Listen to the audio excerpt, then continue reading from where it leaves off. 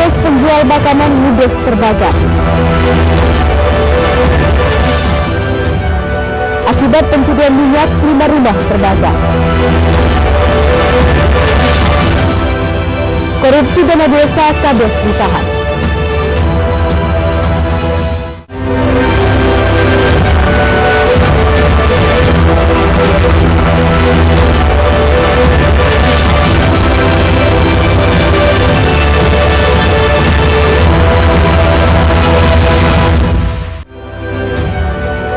Selamat pagi pemirsa, Ainus Sumut kembali menyapa Anda. Selain 3 informasi utama tadi kami hadirkan beragam informasi dari wilayah Sumatera Utara selama 30 menit. Bersama saya Maria Laura Puja, inilah informasi yang pertama.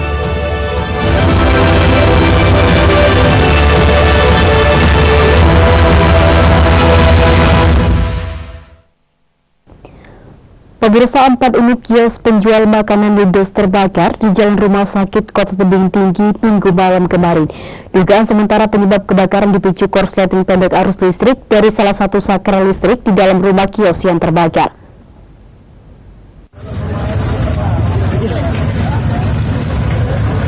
Empat unit kios milik Ibrahim Alis Rahim yang kesehariannya digunakan sebagai berdagang makanan ludes terbakar di Jalan Rumah Sakit Umum, Kelurahan Bandar Utama, Kecamatan Tebing Tinggi, Kota Tebing Tinggi.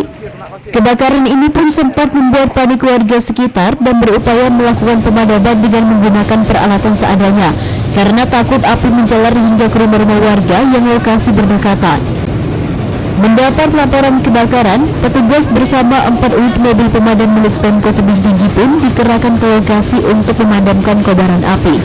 Namun banyaknya material kios yang terbuat dari kayu membuat api dengan cepat membesar dan membakar habis ke-4 kios beserta isinya. Warung makan di tempatnya, lokasinya di sebelah rumah sakit Kota Tebing Tinggi terbakar. Ada sekitar 4 warung. Ada korban jiwa? Alhamdulillah sampai sekarang setelah kami selesai memadamkan api tidak ada korban jiwa. Kerugian ditaksir Bang? Kalau jadi kerugian berapa yang ditaksir masih dalam pengecekan karena kita juga tidak bisa memastikan berapa kerugian. Berapa armada yang apa Bang di ini? Armada yang turun untuk membantu memadamkan api ini ada sekitar 400 pemadam. Ini kita berada di Jalan Rumah Sakit Umum Kota Tebing Tinggi. Adanya informasi dari masyarakat ke SPK Polres Tebing Tinggi bahwasanya adanya kebakaran di Jalan Rumah Sakit Umum. Demikian Pak. Ada korban jiwa?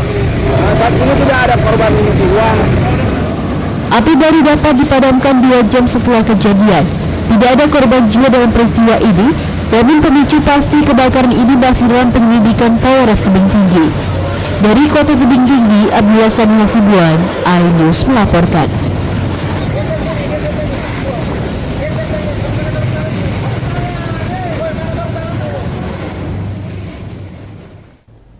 Pemirsa, petugas TNI Langai Tanjung Balai berhasil menangkap seorang kurir sabu jaringan internasional di perairan Asahan, Sumatera Utara dengan barang bukti narkoba jenis sabu sebanyak 7 kg.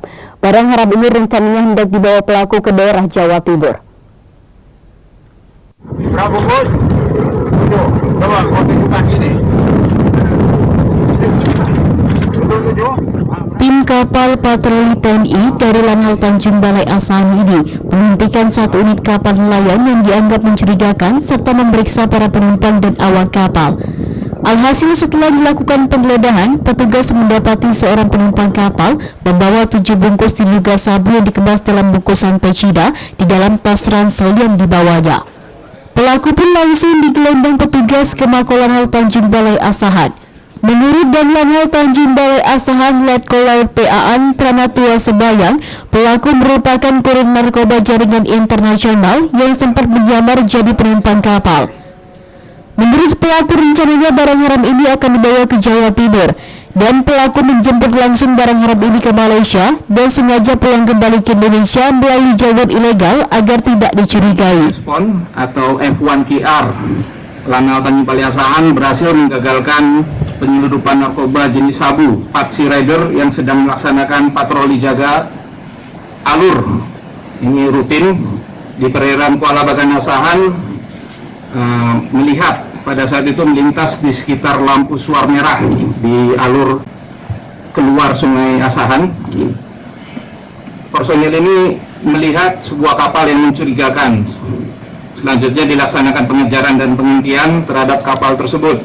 Personil jaga alur melaksanakan penggeledahan terhadap barang bawaan kedua PMI ilegal tersebut. Dan dari tas salah seorang penumpang berinisial SA ditemukan 7 bungkus barang yang diduga narkoba dan dikemas dalam kemasan teh Cina dengan berat keseluruhan kurang lebih 7.000 gram. Pelaku mengaku mendapat upah 350 juta jika barang berhasil sampai di tempat tujuan. Atas perbuatannya pelaku terancam hukuman seumur hidup atau hukuman mati. Dari Asahan, Ulil Amri, iNews melaporkan. Pemirsa, meski sudah berlangsung selama 4 bulan, namun hingga kini Polda Sumatera Utara belum berhasil mengungkap kasus kematian Mahiradi Nabil, mahasiswi usia 19 tahun yang ditemukan tewas dengan kondisi membusuk di rumahnya, tepatnya di Komplek Rivera, Kecamatan Medan Amplas, Kota Medan.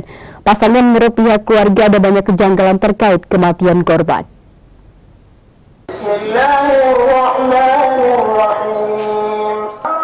Pihak keluarga bersama kuasa hukum terus mempertanyakan pihak kepolisian misteri kematian Mahira, apakah bunuh diri atau dibunuh. Menurut kuasa hukum keluarga Fajri Akbar, pihak Polda Sumut malah memanggil orang tua kandung korban untuk melakukan gelar perkara. Sementara kasus belum jelas proses hukumnya, karena hingga kini belum ada surat pemberitahuan perkembangan hasil penyelidikan SP2HP, termasuk hasil otopsi belum menyebutkan korban mati bunuh diri atau dibunuh. Ditambah lagi keyakinan teman-teman korban dengan tulisan tangan korban di kertas seolah-olah korban meninggal bunuh diri, sementara tulisan tersebut tidak mirip dengan tulisan korban. Korban tidak pernah memanggil ayah angkatnya sebutan bapak, melainkan papa, serta keberadaan HP korban dari 1 menjadi 2. Fajri menjelaskan dugaan tersebut patut dicurigai. Dirinya juga mendukung langkah polisi mengungkapkan kasus agar terang benderang, sehingga kepercayaan masyarakat terhadap polisi terus meningkat. Kami selaku kuasa hukum mendukung langkah-langkah kepolisian demi tegaknya kebenaran terkait dengan proses kematian almarhum Mahiradi Nabil. Namun yang kami pertanyakan di sini adalah mengapa setelah laporan kepolisian terkait dengan pembunuhan almarhum Mahira tersebut, kenapa pihak kepolisian sampai dengan saat ini tidak menjelaskan proses itu secara khusus? Kenapa tiba-tiba kami dipanggil untuk mengikuti gelar? Sementara orang tua kandung Mahiradi Nabila, Pariono Begaku, dipersulit pihak Polsek Patumbak yang menangani kasus kematian anaknya. Bahkan selaku orang tua kandung, mereka selalu dihalangi oleh orang tua angkat Mahira untuk menemui anak semasa hidup. Ini mau otopsi anak kami cegah sampai berulang 2 kali balik kami. Alasan karena pihak keluarga sudah menyetujui bahwa anak kami diotopsi. Jadi saya bilang sama Bapak Muhammad Ridwan, jadi saya bilang, ya itu kan yang berhak saya kepala rumah tangga, saya bapak kandungnya, saya yang berhak mengasih keputusan, bukan orang itu siapa. Jadi di situ saya disangkal, saya balik 2 hari saya datang lagi, bawa kakak saya tunjukkan, ini nama anaknya tercantum di sini. Di situ pun disangkal. Terakhir ketiga kali saya melapor ke Polda. Pihak Polda menelepon ke Patumbak. Kenapa kau tidak menanggapi kami kematian si Mahira Nabila, sementara bapak kandungnya sudah di sini. Temuan gitu ya berarti ya. Sebelumnya Mahira ditemukan meninggal dunia kondisi membusuk dengan kepala tinggal tengkorak dan rambut terbakar. Di kediamannya tak lain adalah rumah orang tua angkatnya. Dari Medan, Said Ilham, iNews melaporkan. Pemirsa, jalan rusak parah dan berlubang. Tetaplah bersama kami.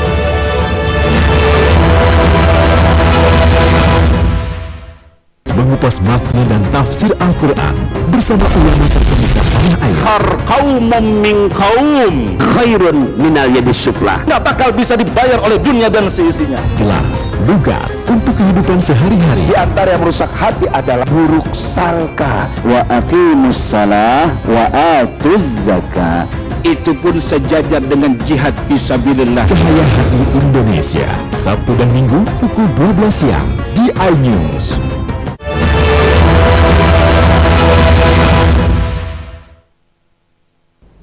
Terima kasih Anda masih bersama kami di iNews Sumut, inspiring and informative.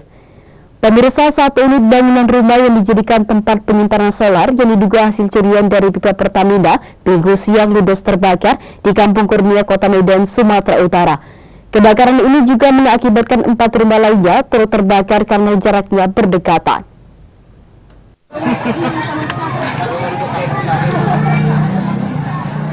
Sebanyak 5 unit rumah semi permanen di kawasan pinggiran kereta di lingkungan 7 Kelurahan Belawan Bahari, Kecamatan Medan Belawan, Kota Medan, ludes terbakar.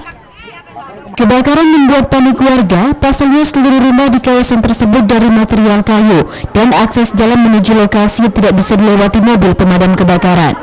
Seorang warga yang rumahnya ikut terbakar jatuh pingsan karena tidak sempat menyelamatkan barang berharga dari dalam rumahnya.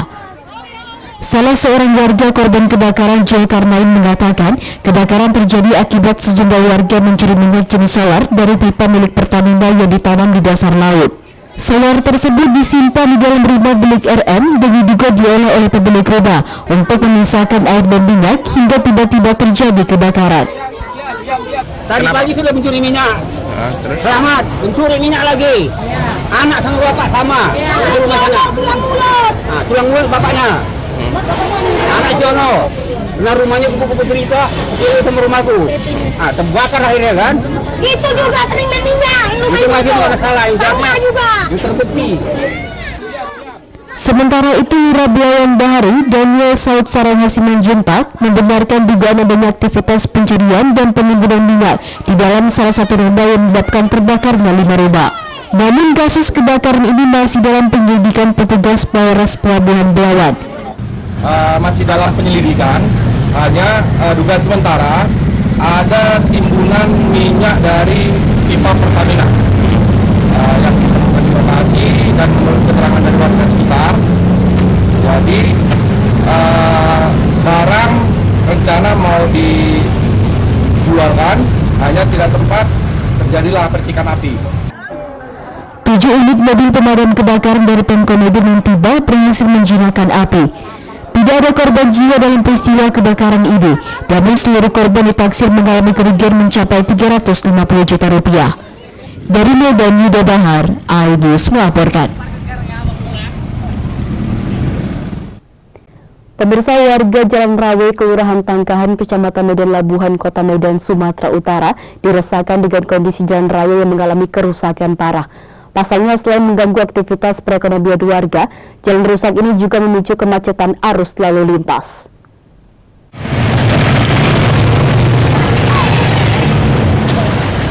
Beginilah kondisi jalan rusak yang berada di Jalan Rawe di Kelurahan Tangkahan, Kecamatan Medan Labuhan, Kota Medan.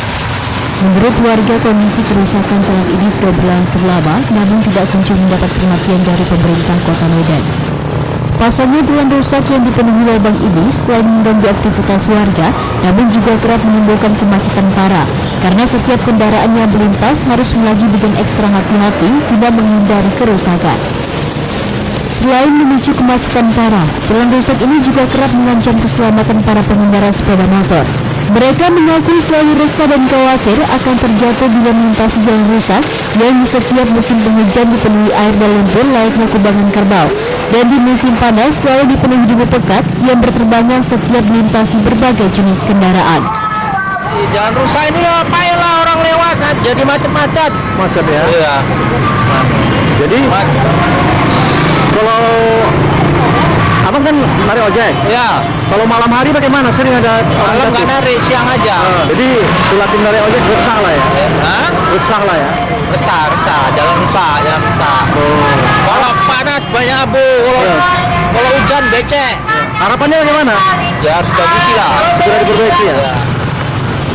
Warga kini hanya bisa berharap pemerintah Kota Medan segera memperbaiki jalan rusak ini guna memperlancar perekonomian warga. Dari Medan, Rusli HR, iNews melaporkan.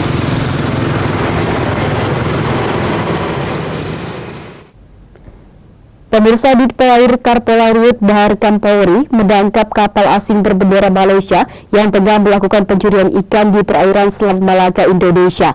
Petugas pun langsung menangkap para pelaku meski sempat melarikan diri dan berupaya melakukan perlawanan dengan membentangkan jaring ke arah kapal petugas guna menghalau pengejaran.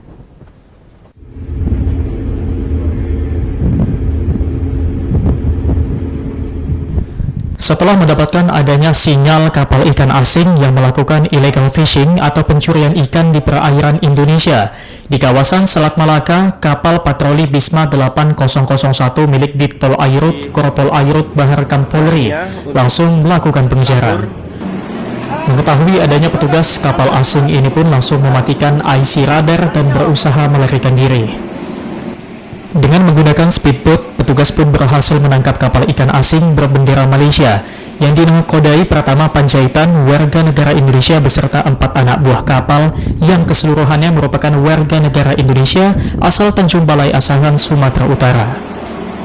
Kasubdit Patroli Air Ditpol Airut Korpol Airut Baharkam Polri, Kombes Pol Dadan yang berada di dermaga terminal penumpang Bandar Deli Medan mengatakan para pelaku beraksi dengan modus masuk ke perairan Indonesia pada malam hari dan melakukan pencurian ikan hingga pagi hari.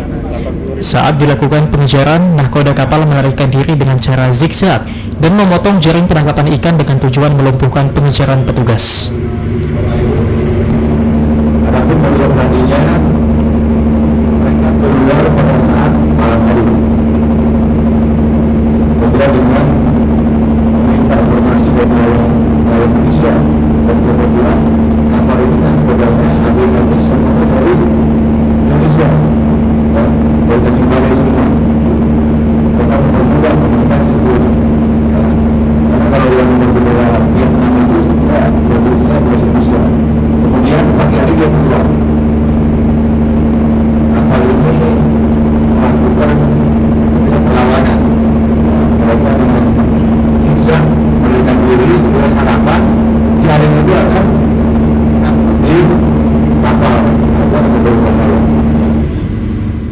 Selain mengamankan 1 nahkoda dan 4 orang anak buah kapal, petugas juga berhasil mengamankan 1 unit kapal ikan asing SLFA 5183 GT100 berbendera Malaysia, 1 buah jaring pukat trawl, serta 500 kg ikan campur hasil curian dari perairan Indonesia.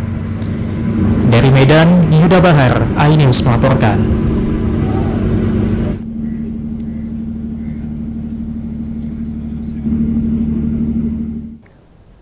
Pemirsa, Badan Pelaksana Operasional Komando Kesiapsiagaan Angkatan Muda Muhammadiyah atau BPU Kokam Sumatera Utara mengaku siap mendukung dan menjaga Kaptimnas kondusif saat pelaksanaan tahapan pemilu 2024 mendatang.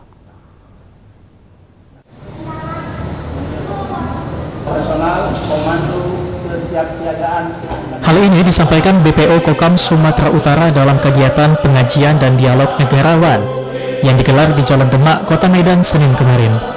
Kegiatan diawali dengan pembacaan Al-Quran dan dilanjutkan dengan upacara singkat kenegaraan. Kegiatan ini sendiri bertujuan menggalakkan gerakan moderasi beragama serta menjaga kondusivitas dalam menghadapi pemilu 2024. Dengan mengangkat tema Kokam Berkemajuan Progresif sebagai generasi negarawan membangun Indonesia menuju generasi emas. Kegiatan pengajian dibawakan oleh Ustadz Dr. Winda Gustiawan, sedangkan moderator dialog kenegarawan dibawakan oleh Chandra Siregar. Ketua Pimpinan Wilayah Pemuda Muhammadiyah Sumatera Utara, Amrizal, mengatakan pengajian dengan nilai keislaman dalam dialog negarawan diharapkan memberi manfaat menjadi pemilih cerdas, pemilu damai, sehingga terwujud pimpinan bangsa terbaik untuk Indonesia maju. Sementara menurut Komandan Kokam Sumatera Utara Muhammad Sidik Gurning, bersama kader pihaknya siap mengawal, menjaga keutuhan NKRI hingga pelaksanaan pemilu 2024 berjalan aman, lancar, dan sukses. Dalam hal ini, BPU Kokam Sumatera Utara melaksanakan 3 agenda, yaitu yang pertama itu melaksanakan bagi-bagi sembako, yang kedua pengajian, yang ketiga dialog negarawan itu. Kemudian kita akan adakan dialog itu juga untuk penguatan sejauh mana letak moderasi beragama kawan-kawan anggota ini supaya memahami kondisi kita bahwa kita negara kita adalah Bhinneka Tunggal Ika yang harus kita jaga bersama-sama, karena NKRI perjuangan oleh para pendahulu kita yang penuh dengan namanya jiwa, harta semua dikorbankan untuk kemerdekaan Republik ini. Jadi wajar kita menjaga kondusivitas di negeri kita ini. Nanti setelah ini akan ada dialog kenegarawan. Dialog negarawan itu bukti kalau kami itu cerdas. Dalam menghadapi pemilu ini kami itu cerdas. Melihat dialog negarawan ini nanti akan diisi oleh Bang Chandra. Bagaimana kami itu bisa membuktikan dirinya, mengawal pemilu ini agar pemilu ini bisa berjalan dengan baik, agar pemilu ini bisa berjalan dengan damai. Itu tugas Kokam. Dalam kesempatan ini juga dilakukan pemberian bantuan sosial dalam bentuk sembako secara simbolis dari pengurus kepada para kader Kokam Sumut untuk disalurkan kepada masyarakat miskin sebanyak 300 paket. Dari Medan, Adi Palapaharahat, iNews melaporkan.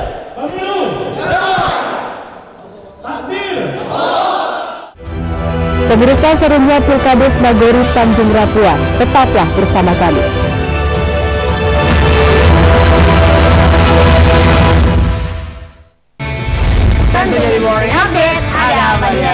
Hadir menemani pagi Anda dengan sajian informasi unik dan menarik. Hutan yang merupakan hewan asli Papua Nugini dari Jepang disebut sebagai kareraisu. Menghadirkan bintang tamu yang menginspirasi. Apa ini? Ini lemon. Oh, lemon. Iya. Kita perut dipotongin dengan dekat bagian mata. Kalau nggak Morning dipotongin, Update Senin sampai Jumat pukul 7 pagi di iNews.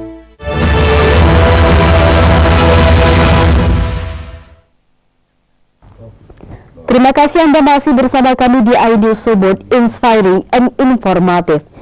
Pemirsa, diduga melakukan tindak pidana korupsi dana desa tahun anggaran 2020 sampai tahun 2021.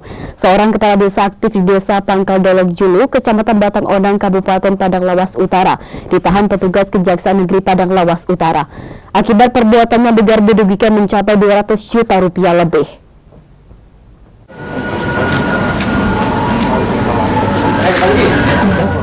Kejaksaan Negeri Padang Lawas Utara, Sumatera Utara secara resmi menetapkan status tersangka dan langsung menahan Sulaiman Harahap selaku kepala desa aktif di desa Pangkal Dolok Julu, Kecamatan Batang Onang, Kabupaten Padang Lawas Utara, Sumatera Utara.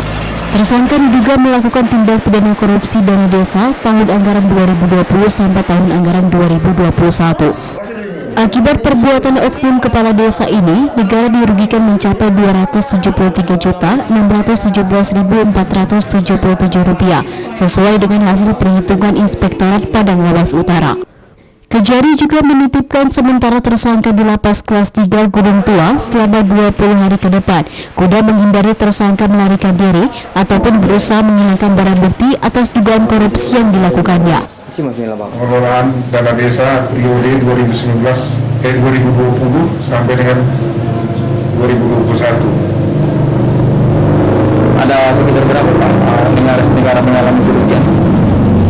Sesuai dengan hasil perhitungan Inspektorat Kabupaten Padang Lawas Utara selaku API, kerugian keuangan negara yang ditimbulkan akibat perbuatan tersangka senilai Rp273.617.477. Kasus korupsi ini berawal dari laporan pengaduan masyarakat lalu ditindaklanjuti oleh pihak Kejari.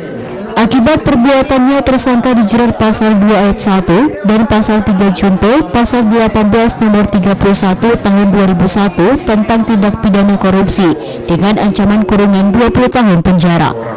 Dari Padang Lawas Utara, Abdul Rahman, iNews melaporkan. Pemirsa, warga Simalungun kembali menggelar pilkades serentak dengan diikuti beberapa desa atau nagori yang ada di Kabupaten Simalungun, salah satunya di Nagori Tanjung Rapuan. Layaknya pemilihan kepala desa pada umumnya, pemilihan kali ini pun diwarnai ketegangan antara sesama pendukung meski penyelenggaraannya berlangsung dengan kondusif.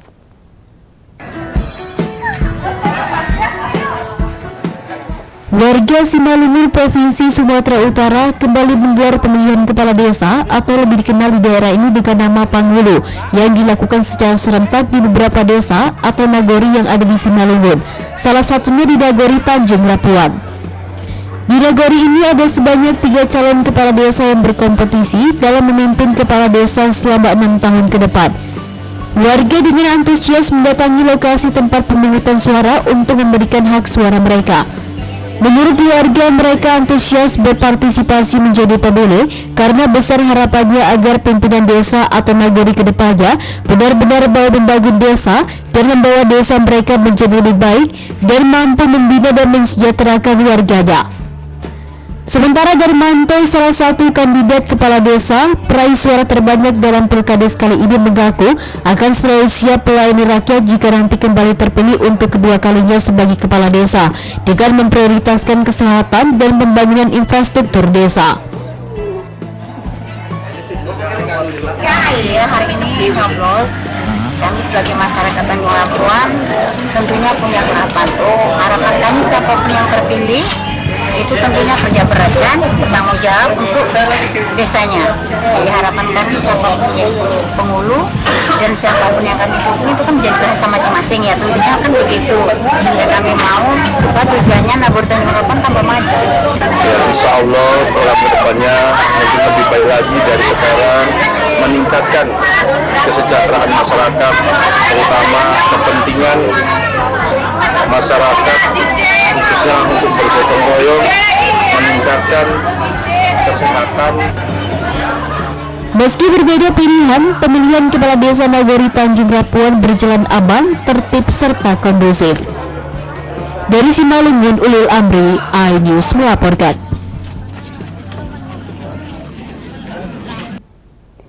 Pemirsa, puluhan sepeda motor berhasil terjaring dan diamankan selama operasi Zebra Toba 2023 di jajaran hukum Polres Binjai. Sebagian kendaraan yang ditilang melakukan pelanggaran peraturan lalu lintas seperti tidak memakai helm dan melawan arus jalan raya. Ada pula pengendara yang tidak memiliki kelengkapan surat-surat berkendara.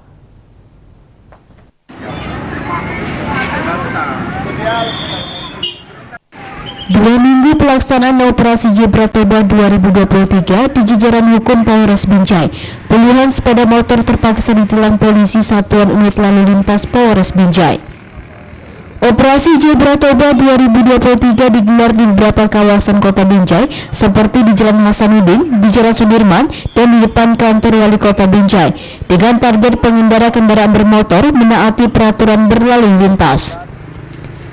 Saling menindak tegas pengendara kendaraan bermotor yang tidak melengkapi surat-surat kendaraan, petugas operasi Zebra juga memberikan stiker imbauan kepada supir angkutan umum agar tertib berlalu lintas. Tindakan peringatan berupa teguran agar mematuhi aturan berlalu lintas, sementara tindakan keras berupa tilang kendaraan karena pengendara kendaraan sepeda motor memakai knalpot blok dan tidak memasang plat kendaraan bermotor, sehingga mengganggu keselamatan berkendaraan motor.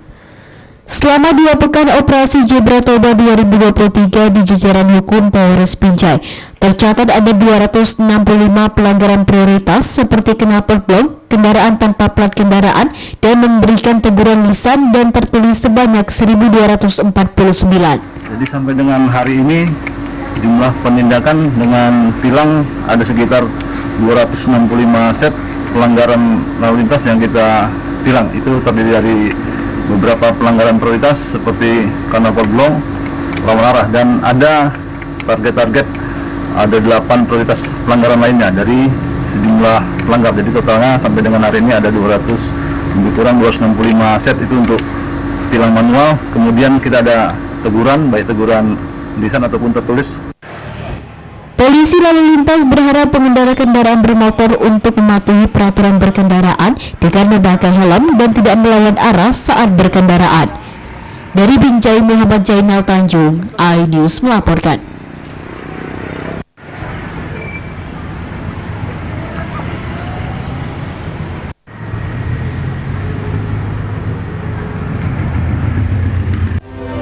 Informasi tadi mengakhiri audio subuh hari ini.